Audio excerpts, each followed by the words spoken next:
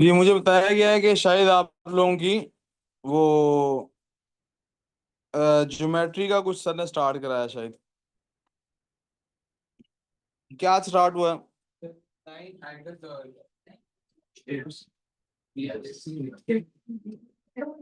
क्या सर ने बनाने सिखाई है, क्या किया है?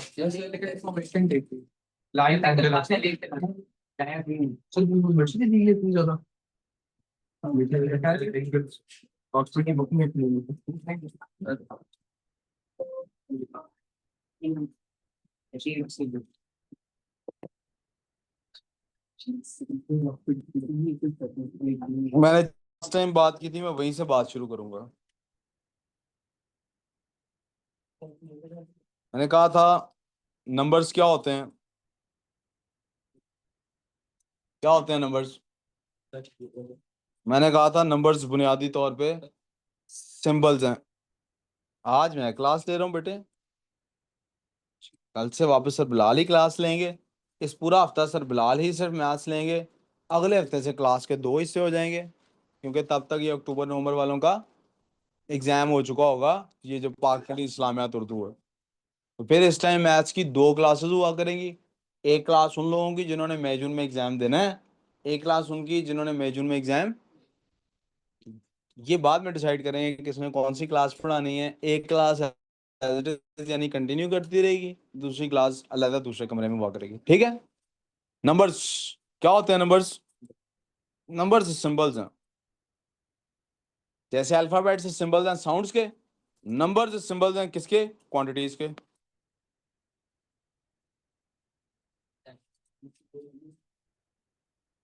क्वांटिटी हमेशा किसी ऑब्जेक्ट की होगी, तादाद। क्वांटिटी को उर्दू में कहते हैं। मैं टल नहीं सकता, अब मैं क्या करूं, हर बंदे का एक अपना अंदाज होता है ना।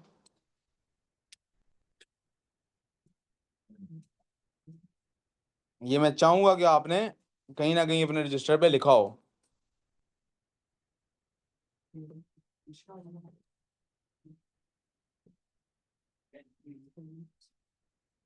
यार आता हूँ।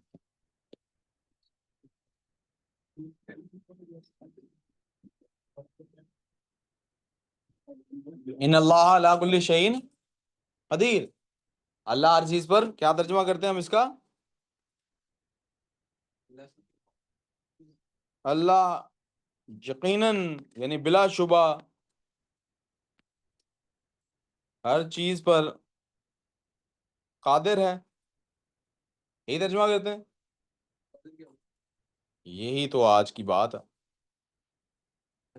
आम तौर पे कादिर का मतलब हम ये ले लेते हैं कि उसको कुदरत है, उसकी ताकत में है हर चीज, हर चीज उसकी। लेकिन अब मैंने आपको क्या तवज्जो दिलानी है, कादिर का लफ्ज भी वही लफ्ज है जिससे मिकदार बना है। और ये मिकदार का लफ्ज कहाँ से बना है? कद्र से। और कद्र से मुराद हम लोग आम तौर पे क्या कह के जान छुड़ा लेते हैं, इससे मुराद है डेस्टिनी। क्या मुराद है? इससे क्या मुराद है? कुदरत। बीसी से बना है।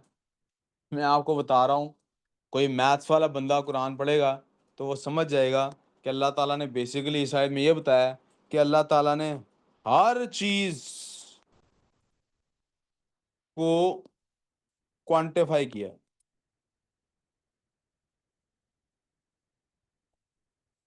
कायनात सारी की सारी क्वांटिटीज के मुताबिकत के साथ चलती है, विदाउट क्वांटिटी कुछ भी नहीं। उसने हर चीज की कोई ना कोई कदर तय की हुई है। यहां तक कि आपने दुनिया में कितनी देर रहना, इसकी भी उसने कोई कदर तय,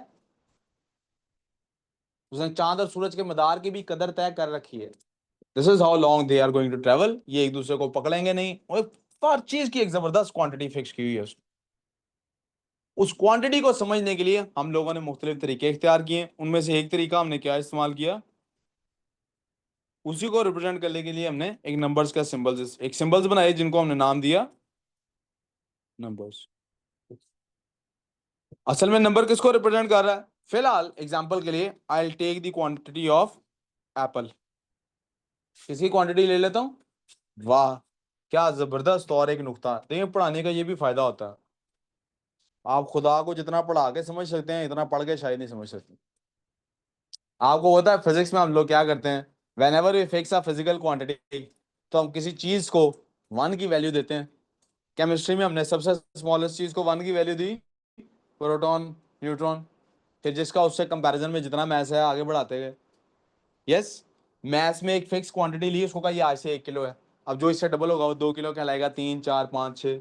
लेंथ में हमने लिया एक फिक्स क्वांटिटी, 1 मीटर है, अब डबल ट्रिपल्स उसी के 600 हिस्से करें सेंटीमीटर। स्टार्टिंग कहां से करते हैं, इन अल्लाह अला कुल्ली शैइन कदीर। और इस सारी क्वांटिफिकेशन का सेंटर कौन है, एक अल्लाह। कैसा है यार, अल्लाह ताला ने हर क्वांटिटी को कहां से निकाला है, उसने बता दिया एक सिर्फ मैं ही हूं। अब आप लोग आगे से सीखें इसकी क्वांटिफिकेशन। खैर आगे चलते हैं। मैं एग्जांपल लूंगा फिर से एप्पल की। लफ्ज एप्पल बोला है तो उसकी कोई इमेज होगी जेहन में।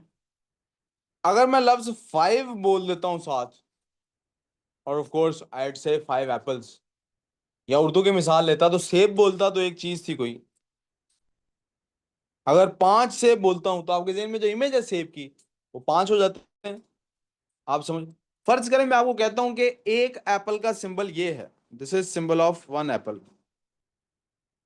चलें, ये शायद अभी देर है इसको। दिस रिप्रेजेंट्स 1 एप्पल, तो 2 एप्पल्स को क्या रिप्रेजेंट करेगा, यू वुड से सर ये। 3 एप्पल्स को क्या रिप्रेजेंट करेगा, यू वुड से सर ये। 4 को क्या रिप्रेजेंट करेगा, यू वुड से सर। यहां देखो प्रॉब्लम, 5, 6, 7, 8, 9, 10 ज्यादा लंबा चौड़ा बन रहा था, काउंटिंग करने में मसला होता, तो किसी ने कहा जब भी 5 हुआ करेंगे हम 4 के बाद ऐसे काट दिया करेंगे, this is how you represent 5। Modern दुनिया आई, उसने कहा 1, 2, 3 के बाद 5 को ऐसे रिप्रेजेंट करना है। और मुख्तलिफ चीजें, अरब्स आए, उन्होंने अपने सिंबल्स बना लिए। और आजकल जो सिंबल्स चल रहे हैं अरब डिजिट्स के, आपको पता है उसमें 1, 2, 3, 5 ये सिंबल चलता है। यहाँ तक प्रॉब्लम। अब आप देखिए मुख्तलिफ दौर के लोगों ने अपने लिए सिंबल्स डिफरेंट तरह के डिजाइन किए हैं। यस, मैं आपको एक नए नए तरीके, एक दौर ऐसा आया जब लोगों ने कहा हम सिंबल्स यूज, हम लेंथ्स यूज करेंगे। क्या यूज करेंगे, दिस इज 1, अब 2 क्या होगा ऑटोमेटिकली, 3 क्या होगा ऑटोमेटिकली, आप देख रहे हैं क्या हो रहा है, 4 क्या होगा ऑटोमेटिकली। मैं इसको और अच्छा करने के लिए, थोड़ा सा और अच्छी रिप्रेजेंटेशन देने के लिए, मैं जरा इसका टेम्पलेट को हल्का सा छेड़ता हूँ। मेरे ख्याल में इसमें शायद बॉक्सेस वाला टेम्पलेट भी अवेलेबल होता है। If I can see that, legal, single column, 3 column, 2 column, 2 column, 2 column, 2 left columns, ये बॉक्सेस वाला मंथली प्लानर आ रहा है। टू डूज ये नहीं चाहिए मुझे यार, कहीं था ये squared paper, this, I let me use this one. मैं इन सारी लाइंस को दोबारा बनाता हूँ। उन्होंने कहा यार पता क्या है, एक को रिप्रेजेंट करना है इससे, तो फिर 2 किससे रिप्रेजेंट होगा, दिस विल रिप्रेजेंट 2 ना। 2 एप्पल्स होंगे तो इससे रिप्रेजेंट होंगे। 3 एप्पल्स होंगे तो, 4 एप्पल्स होंगे तो। आप जरा सवाल, मेरे पास कितने एप्पल्स हैं अगर ये मेरे पास है, you see, you change the symbol, but the reality of the nature doesn't change. It is your understanding जिसके लिए आपने सिंबल्स चेंज किए हैं। It does not affect the actual mathematics. Allah की कुदरत के निजाम को ये अफेक्ट, आप साइंस और आर्ट्स के सब्जेक्ट्स को अलग भी करते हैं, अल्लाह की कुदरत को क्या फर्क पड़ता है। उसके लिए हर चीज में आर्ट भी है और हर चीज में क्वांटिटी भी। आर वी क्लियर सो फार। इसी कॉन्सेप्ट को मद्देनजर रखते हुए उस शख्स ने जिसने ये लाइन, ये वाले, जिसने कहा मैं ऐसे क्वांटिटीज को डिस्क्राइब करूंगा, उसने एक मेथडोलॉजी डिफाइन की, कैलकुलेशंस की, और उसका नाम उसने रख दिया क्या, जियोमेट्री। उसने कहा जियो या मरो, मैंने यही करना, राइट। अब ये जियोमेट्री वाले बंदे को आपने समझना है अगर, तो जरा उसकी लैंग्वेज भी तो थोड़ी सी समझनी पड़ेगी ना। उसकी लैंग्वेज समझते हैं। इसने भी बहुत कारीगरियां दिखाई हैं, क्या क्या कमाल चीजें दिखाई हैं, स्पेशल क्वांटिटीज इसने डिस्क्राइब कराई, वरना नंबर्स के साथ कैसे डिस्क्राइब होना था। मसलन मैं आपको कहता हूं मुड़ो, तो कितना मुड़ना है, मैंने कहा टर्न लो, मैंने आपको कहा कि टर्न लो, ठीक है वो कर मेहरबानी है आपकी, बकवास बंद करके काम करो। मैंने आपको कहा टर्न लो, कितना टर्न लेना आपने? How will that be identified कि टर्न कितना है? कुछ नहीं पता। कितना टर्न लेना हमने? अब अगर आप कहेंगे एक कदम मुड़ना है, तो एक कदम मुड़ने से तो नहीं पता लगेगा कि मैंने यहां से यहां तक मुड़ना था, राइट? एक कदम चलना तो रिप्रेजेंट हो रहा था अपने पुराने सिंबल्स के साथ, 1 2 3, इससे राइट लेफ्ट भी हम कर लेते। लेकिन जो टर्न अराउंड करना है ये रिप्रेजेंट इससे नहीं हो सकता। तो ये ज्योमेट्री वाले ने वहां भी बड़ी हेल्प की, इसने हमें क्वांटिफाई करना सिखाया कि कितना मुड़ना है, 3D स्पेस में कैसे काम करना है, 2D स्पेस, ये इसने हमें सिखाया। इसकी हमें वहां मदद मिली, इसके सिंबल्स भी बहुत इंपॉर्टेंट है। Before I go into geometry let me tell you, same काम मुख्तलिफ सिंबल्स से मुख्तलिफ डायमेंशंस में किया जा सकता है। अभी आपके सामने मैंने एप्पल्स काउंट करके दिखाए, एप्पल्स ऐसे भी काउंट किए जा सकते हैं, 1 2 3 4 5। एप्पल्स ऐसे भी काउंट किए जा सकते हैं, 1 2 3 4 5। एप्पल्स ऐसे भी काउंट किए जा सकते हैं, एप्पल्स की डायग्राम्स भी बनाई जा सकती हैं। और एक ये भी बनता है, ये भी तरीका एप्पल्स काउंट करने का, ठीक है? इनमें से कोई भी तरीका गलत, सबसे ये काम हो सकता है ना। सब मुख्तलिफ तरीके का मैथ्स सीखेंगे कि हर मुख्तलिफ दौर में मुख्तलिफ लोगों ने किन सिंबल्स के साथ कैलकुलेशंस की। क्योंकि हम अभी आईजीसीएसई में ना, पता नहीं फ्यूचर में कौन सा हमारे काम आए। किसी जगह पे कोई कैलकुलेशन हमें इससे ज्योमेट्रिकल मेथड से समझ आई, कोई कैलकुलेशन ग्राफिकल मेथड से काम आई, कोई कहीं, ये जिन्होंने अक्टूबर नवंबर वाला मैथ्स का कोर्स तकरीबन कंप्लीट पढ़ लिया है, आपने देखा ना, आज हमने सीखा कि ग्राफ कैसे रिप्रेजेंट कर सकता है कि मेरा प्रॉफिट कितना होगा। हालांकि रोज डिफरेंट हो रहा है, लेकिन मैं ग्राफ को यूज करके प्रोजेक्शन दे सकता हूँ कि नहीं दे सकता हूँ। ये काम मैं दूसरे नंबर्स के साथ शायद नहीं कर सकता था। फिर मैंने देखा एक्यूरेसी के लिए अलजेब्रा, कहीं कोई चीज क्वालिटी फायदेमंद है, कहीं कोई तरीकाकार फायदेमंद है। फिलहाल मुझे आपको बुनियादी बेसिक वोकैबुलरी सिखानी है, किसकी? ज्योमेट्री वाले बंदे कैसे काम करते हैं। तो उन्होंने सबसे पहले कुछ चीजें आइडेंटिफाई की। उन्होंने कहा यार स्पेस में कोई भी पॉइंट होगा उसको हम क्या कहेंगे? पॉइंट। इसके लिए क्या लफ्ज इस्तेमाल करेंगे? पॉइंट। क्या लफ्ज इस्तेमाल किया? अगर एक से ज्यादा पॉइंट्स होंगे, डिस्टिंक्ट लफ्ज का मतलब है अलग अलग। डिस्टिंक्ट का क्या मतलब है? अगर कोई दो पॉइंट्स होंगे, दोनों डिस्टिंक्ट हैं, डिस्टिंक्ट का मतलब है एक सेम स्पेस में, वो कितना ही करीब क्यों ना हो, वो कितना ही करीब क्यों ना हो, उन्हें जोड़ने के लिए जो स्पेस इस्तेमाल हो रही है, this will be called as line. यानी कि सिर्फ मैं और जूम इन करता हूं, ये एक पॉइंट है और ये एक पॉइंट है, प्यारे बच्चों, इसको तो पॉइंट कहा जा सकता है, इसको अभी भी क्या कहेंगे? लाइन। दो पॉइंट्स डिस्टिंक्ट हो गए तो हम उनको क्या कहेंगे? लेकिन क्या रियल लाइफ में इतना जूम इन करके मैं काम कर सकता हूं? तो हम आमतौर पे क्या करते हैं रियल लाइफ में, हम लोग जरा लाइन की जब डिस्कशन करते हैं तो थोड़ा लंबा ही डिस्कस करते हैं उसको। ठीक हो गया यहां तक कोई प्रॉब्लम? अब लाइन की आगे टाइप्स बन गई। लाइन कंटिन्यूस है क्या नॉन कंटिन्यूस है? लाइन स्टार्ट हुई, वो वोकैबुलरी आपने सर बिलाल से पढ़ लिया है, मैं जल्दी से रिपीट कर देता हूँ, आप ही नाम ले दें, मैं बोल देता हूँ। शायद उन्होंने लाइन सेगमेंट बताया होगा लफ्ज, लाइन सेगमेंट लफ्ज लिखवाया उन्होंने। जी देखिए, चले मैं लिखवा देता हूँ जी। किसी भी लाइन के छोटे से टुकड़े को कहते हैं लाइन सेगमेंट। सेगमेंट लफ्ज का मतलब टुकड़ा होता। रे, एक लाइन है, एक तरफ से बंद है, दूसरी तरफ से एरो एट बताता है ये कंटिन्यूस है। एरो एट क्या बताता है? ये कंटिन्यूस है। राइट साइड को मूव कर रही है, इसको रे कहते हैं। फिर और क्या लिखवाया होगा सर ने? लाइन तो दोनों तरफ होती है जी, और परपेंड। चलो जी, अब लफ्ज की तरफ आ जाते हैं। पैरेलल लाइंस, वो लाइंस जो हमेशा साथ चलती हैं लेकिन कभी मिल नहीं पाती, how sad, they are called as parallel lines. क्या कहते हैं उनको? ये जिसने परपेंडिकुलर कहा उसको जरा दोबारा देखना चाहिए, क्या कहते हैं उनको? इनको कहते हैं पैरेलल लाइंस। क्या कहते हैं बेटे? आई होप आप माइंड नहीं करेंगे मैं एरो एड्स डाल रहा हूँ कि नहीं डाल रहा। परपेंडिकुलर क्या होता है? वो दो लाइंस जो डिफरेंट डायमेंशंस में होती हैं। फिजिक्स वाले बच्चों को पता है मैं क्या कह रहा हूँ, कि उनका आपस में कितने डिग्री का एंगल बनता है? 90 डिग्री का एंगल बनता है उनका आपस में। कितने डिग्री का एंगल बनता है? वो 90 डिग्री का एंगल मेरा ख्याल में बना ही दूं। ये बेटा डब्बा सा जब भी दो लाइनों के दरमियान होना, इट रिप्रेजेंट्स के 90 डिग्री का एंगल है इनके दरमियान। अभी देखें मैंने क्या लफ्ज बोला, 90 डिग्री का इनके दरमियान क्या है? एंगल। इनके दरमियान क्या है? They are called as a set of perpendicular lines. इन्हें क्या कहते हैं? मतलब आप लफ्ज फिर सीधा से डिस्कस कर लेता हूँ लाइन का।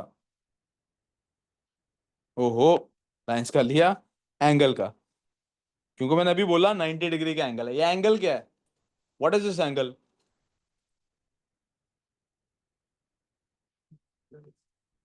वेन एवर, बेटे तवज्जो इधर दे लो अगर इसकी बजाय। When ever two lines intersect each other, क्या लफ्ज इंटरसेक्ट एक्सप्लेन करने की जरूरत है?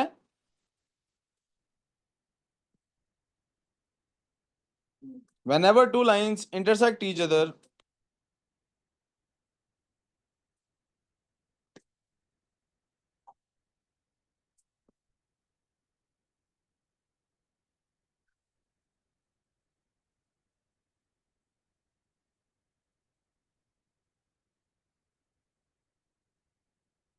जब भी दो लाइंस एक दूसरे को इंटरसेक्ट करती हैं, and by that I mean एक लाइन है और कोई दूसरी लाइन है वो उसको ओवरलैप करके गुजर गई है। Let me use this to show this. ये इंटरसेक्शन हुआ बेटे।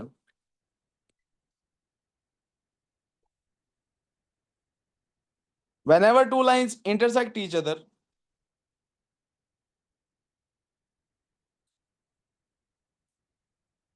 the degree of circular movement from one line to reach the other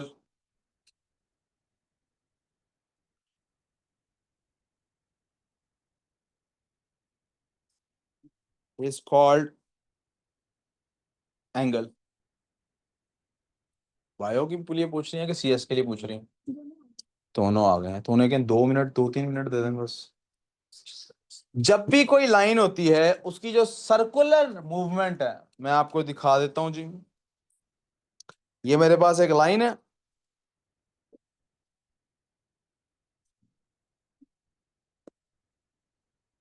ये आप देख रहे हैं लाइन मेरे पास। इस लाइन को कितना मूव, यहां से ना ही मूव कराऊं, एक और तरीके से मूव कराता हूं। ये एक लाइन है मेरे पास बेटे, इस लाइन को मैं कितना मूव कराऊं कि ये इसके ऊपर आ जाए। ये देख रहे हैं, सर्कुलर मूवमेंट हो रही है ना? Can you see this? ये कितना मूव कराऊं कि ये बिल्कुल ऐसी, दिस इज कॉल्ड एंगल। मैं कितना सर्कुलर मूव कर रहा हूं, मैं इस लाइन के ऊपर था, मेरा रुख यहां था, यहां से मैं इस लाइन की तरफ जाना चाहता हूं। दिस इज कॉल्ड एंगल, इसको कहते हैं। वी क्लियर सो फार? अब ये एंगल को हम करते कैसे हैं? हम हमेशा एंगल को, सर्कल को डिफाइन करने के बाद हम बता सकूंगा कि एंगल को कैसे डिस्कस करता हूं। क्योंकि यहां मैंने लफ्ज इस्तेमाल कर लिया है सर्कुलर मूवमेंट। कौन सा लफ्ज इस्तेमाल कर लिया? यार तो ध्यान नहीं है ना मेरी तरफ, नहीं है ना? उससे उससे उसके पास उससे पढ़ ले।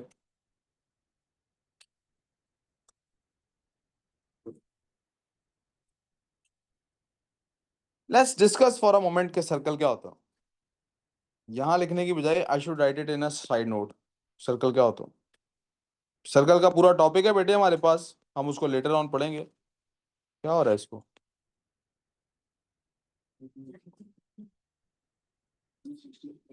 सॉरी बेटे, मुझे अब पता लगा क्या हो रहा।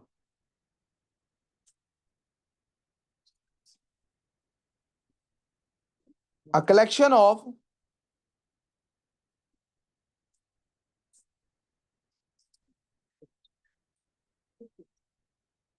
Points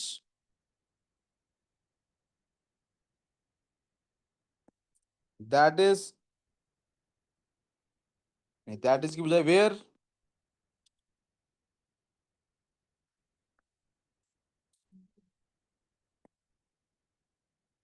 all points are equidistant from a central point।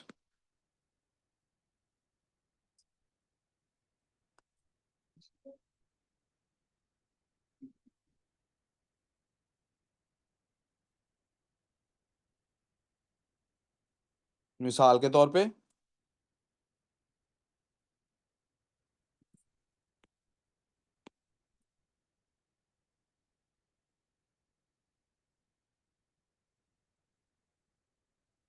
मिसाल के तौर पे आप देख सकते हैं कि यहाँ पर एक पॉइंट है जनाब, ये सेंटर में।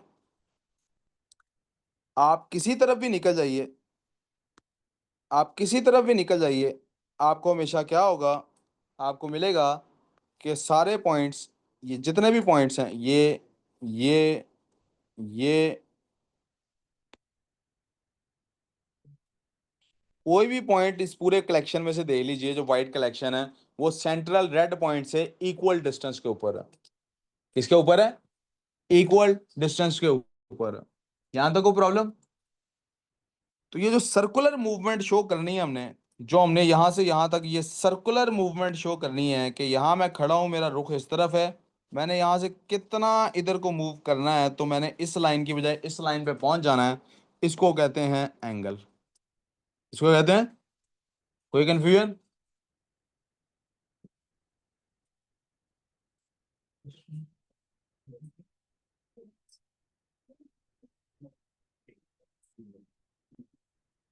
If there is no problem, तो यहाँ से आगे अब I don't know sir practical की तरफ जाना चाहते थे, I usually take from here, मैं शेप्स की टाइप्स की तरफ चला जाता होता हूँ और एंगल्स की प्रॉपर्टीज डिस्क्राइब करनी शुरू कर देता होता हूँ।